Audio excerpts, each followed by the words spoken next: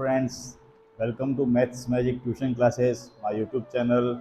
Today we are going to solve 10th class chapter 8 trigonometry का हम solve कर रहे हैं यहाँ पर trigonometry का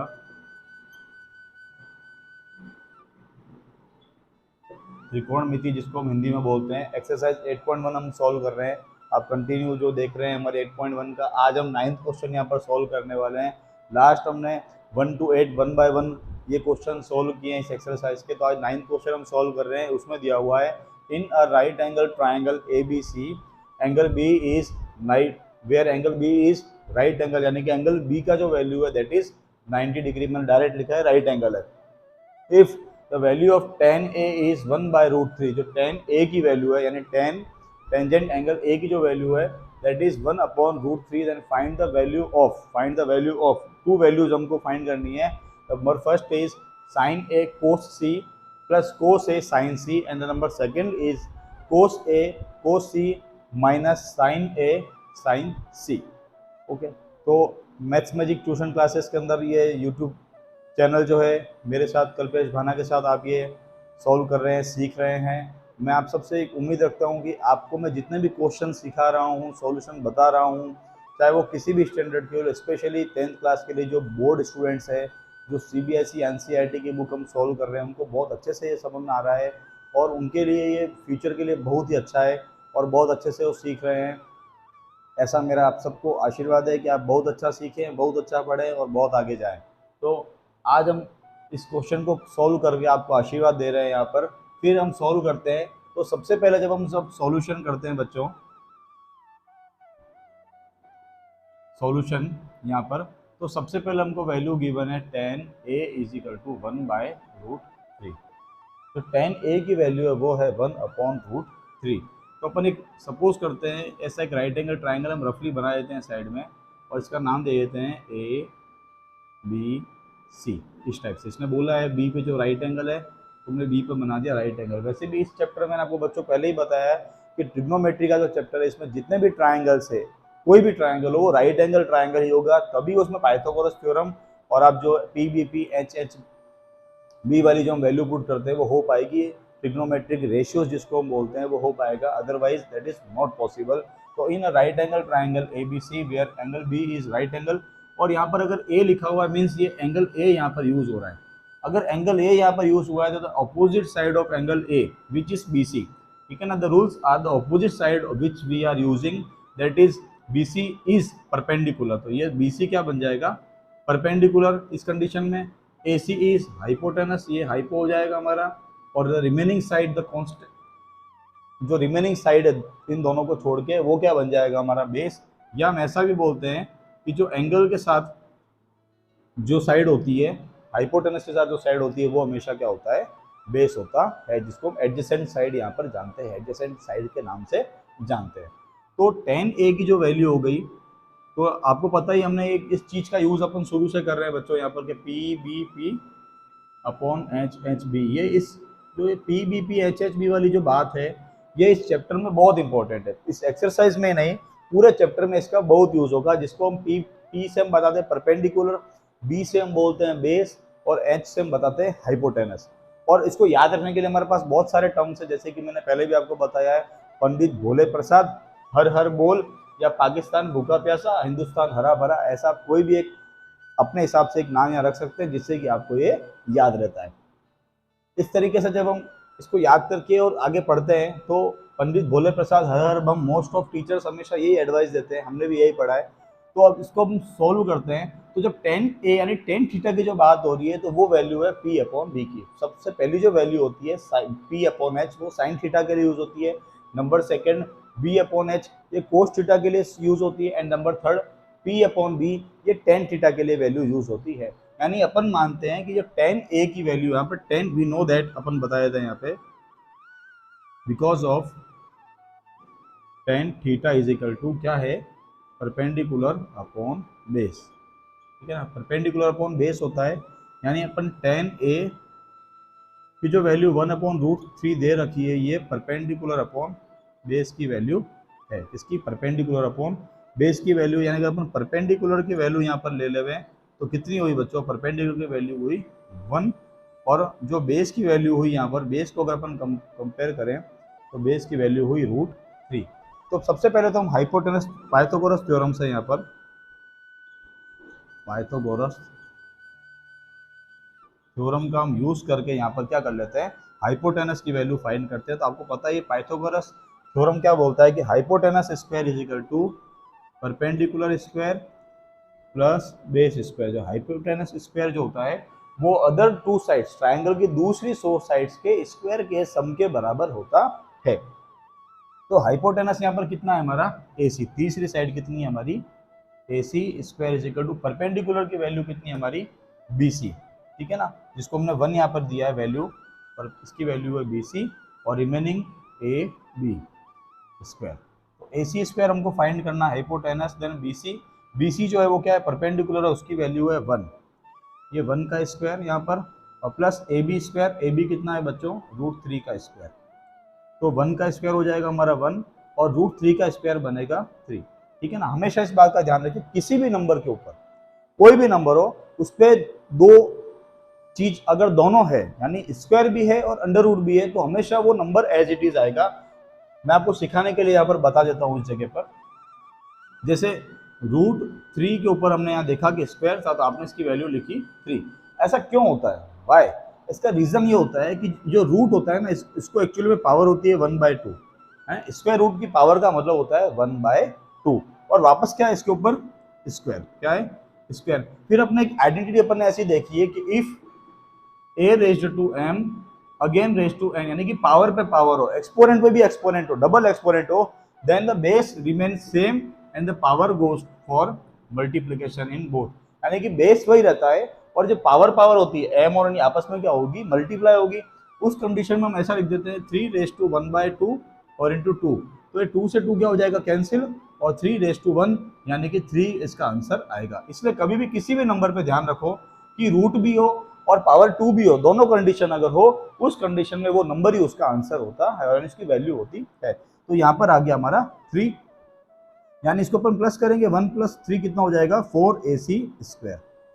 मैं साइड में इधर लिख रहा हूँ बच्चों। तो अपने पास AC स्क्वायर की वैल्यू यहाँ पर आ गई 4, 1 + 3 4। तो AC स्क्वायर की जो वैल्यू हुई है किसके बराबर हो गई 2 स्क्वायर के, क्योंकि 4 is a perfect square number of 2 जिसका बेस 2 है और पावर कितनी है 2, यानी कि 2 का जो स्क्वायर होगा वो 4 हो गया। तो दोनों साइड से स्क्वायर स्क्वायर कैंसिल हो जाएगा यहाँ पर, और AC आ जाएगा आपका 2, जो रिमेनिंग है 2, यानी कि जो हम हाइपोटेनस की यहाँ पर बात कर रहे हैं वो हो गया हमारा 2। अब हमारे पास तीनों वैल्यू मिल गई, हमको परपेंडिकुलर मिल गया 1, हमको बेस मिल गया √3, हमको हाइपोटेनस मिल गया 2।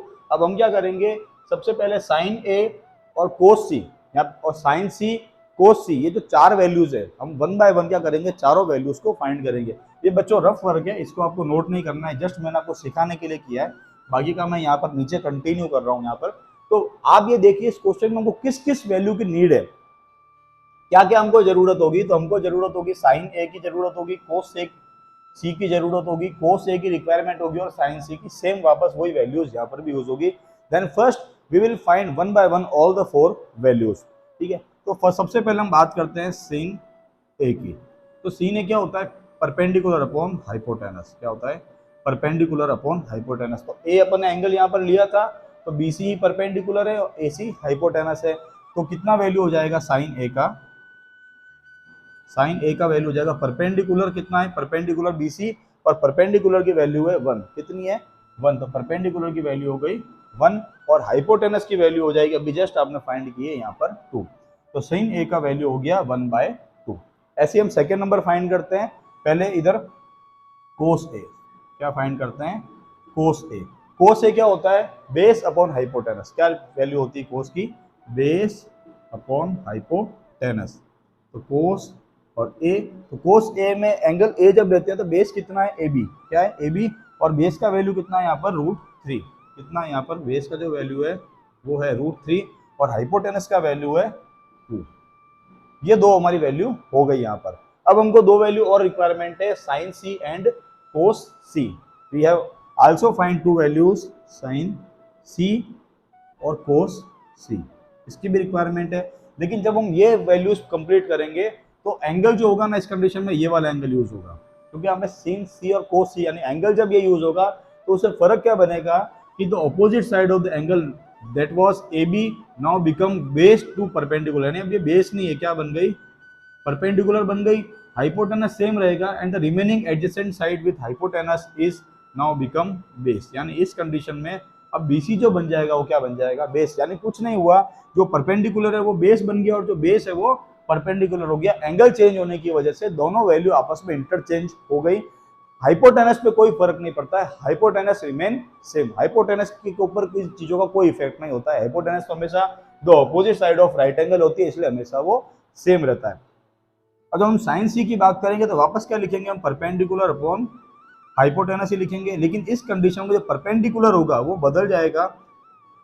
तो परपेंडिकुलर पहले कितना था, यहाँ पर 1 था, वो अब परपेंडिकुलर 1 नहीं आएगा, अब आएगा परपेंडिकुलर √3। कितना आएगा, परपेंडिकुलर √3 और हाइपोटेनस रहेगा 2। तो sin C की वैल्यू होगी जो cos A की वैल्यू होगी √3/2, क्योंकि उसकी वैल्यू थी बेस अपॉन हाइपोटेनस। अब बेस क्या बन गया यहाँ पर, परपेंडिकुलर बन गया, इसलिए ऐसा होगा। मैं यहाँ छोटा सा डैश कर देता हूँ जिससे आप शायद और अच्छे से समझे। ये परपेंडिकुलर हाइपोटेनस ये रहेगा, और जब हम cos C की बात करेंगे तो वो हो जाएगा बेस अपॉन हाइपोटेनस, तो B dash upon hypotenuse. Now cos C is equal to B dash, यानी कि बेस डैश।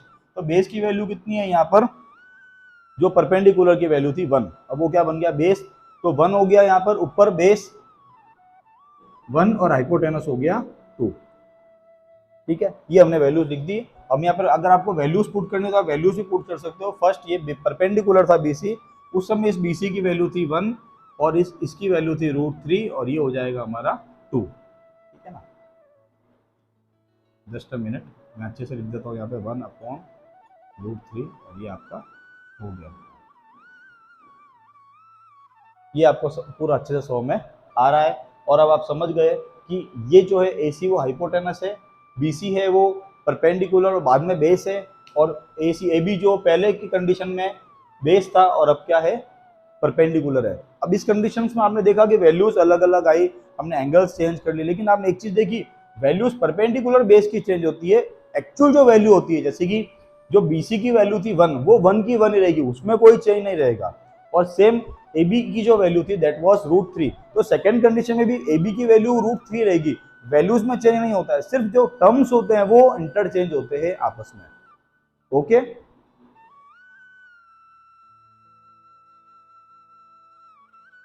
अब हमने क्या किया, 1 बाय 1 चारों जो वैल्यू है sin A, cos A, sin C, cos C, ये चारों वैल्यूज हमने 1 बाय 1 अभी फाइंड कर ली। अब हम क्या करते हैं, हम लिख देते हैं यहाँ पर we find sin A is equal to 1/2, cos A is equal to √3/2, sin C is √3/2 and last cos C is 1/2। हमने चारों वैल्यू जो फाइंड की थी हमने यहाँ पर स्टेटमेंट में बता दी कि we already find earlier in this question. Now first we will find 1 by 1 sin A cos C plus cos A sin C, sorry। Okay, now put the values। अब ज़्यादा हार्ड नहीं है, मैन यही थी कि दो वैल्यूज में से तीसरी वैल्यू फाइंड करना, ये हम अर्लियर सारे वीडियोस में आपने देखा। उसके बाद दो जो चार हमको और नए एंटिटीज ट्रिग्नोमेट्रिक रेशियो है उनकी वैल्यूज फाइंड करना। अब कुछ नहीं, अब हमको सिर्फ वैल्यूज पुट करना है और उनको सॉल्व करना है यहाँ पर। तो साइन ए का वैल्यू कितना है, 1/2, कितना हो गया 1/2, ठीक है, इनटू कोस सी का वैल्यू कितना है, cos C value is 1/2 plus cos A, value of cos A is √3/2 into value of sine से मल्टीप्लाई, तो साइन सी वैल्यू इज √3/2। इसको हमको मल्टीप्लाई करना है, वी विल ब्रैकेट्स में इनको बंद कर देते हैं क्योंकि मल्टीप्लाई और एडिशन का यहाँ पर साइन है। ऐसी कंडीशन बच्चों जब भी हो हमेशा स्मॉल ब्रैकेट्स का यूज़ कीजिए ताकि आप कंफ्यूजन नहीं हो यहाँ पर। नाउ 1 1 जा 1 एंड 2 2 जा 4 प्लस √3 इंटू √3, देखो वही कंडीशन आ गई जो मैंने आपको सिखाई है कि √3 से मल्टीप्लाई हो रहा है, तो इसका आंसर आ जाएगा यहाँ पर 3 और डिनोमिनेटर हो गया 2 2 जा 4।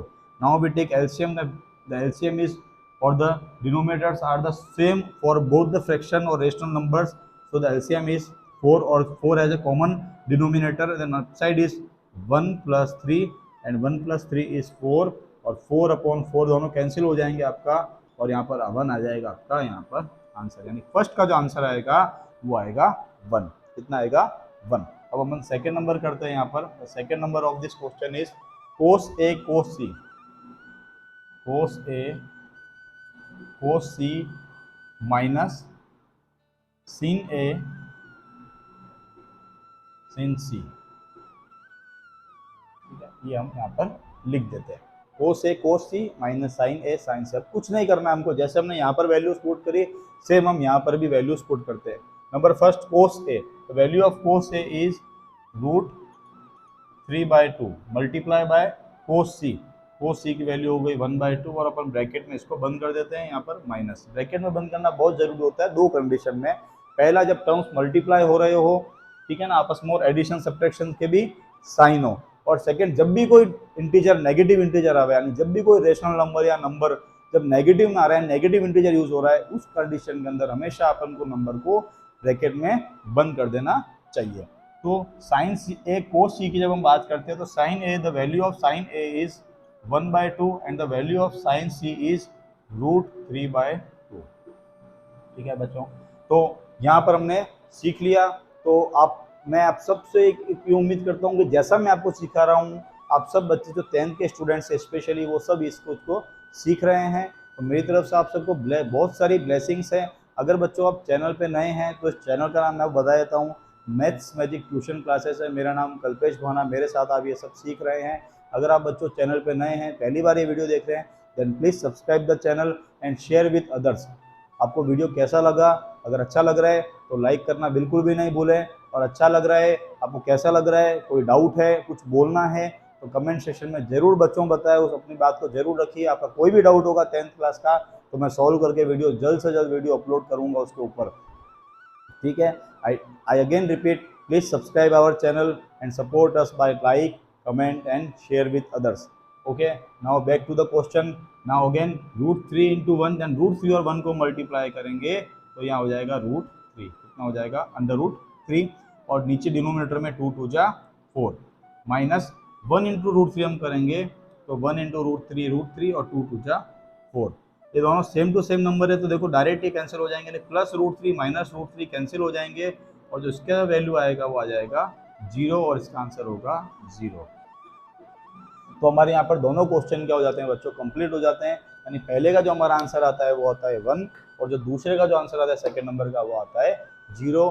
मैंने बहुत इजी मेथड से और बहुत सिंपल वे में बहुत अच्छे से आपको सिखाने की कोशिश की है। आई होप आप सब सीखे होंगे। At last I again repeat, subscribe our channel and support us. Thank you for watching.